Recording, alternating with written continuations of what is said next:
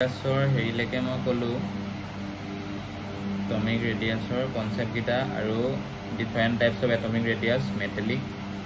কোভেলেণ্ট ionic van der Waals আৰু তাৰ ওপৰত ষ্ট্ৰেংথটো কাৰ বেছি হ'ব কোভেলেণ্ট দেন কি কয় মেটেলিক দেন মেটেলিকৰ পিছত কি আছিলে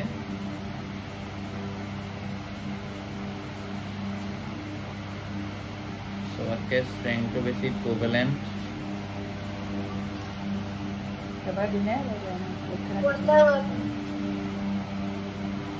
স্ট্ৰেংথটো মই ডিক্ৰিজিং অৰ্ডাৰ কৈছো বেশি বেশি মানে কোভেলেন্টৰ পিছত মেটেলিক মেটেলিকৰ পিছত ভাণ্ডাৰৱালছ হয়নে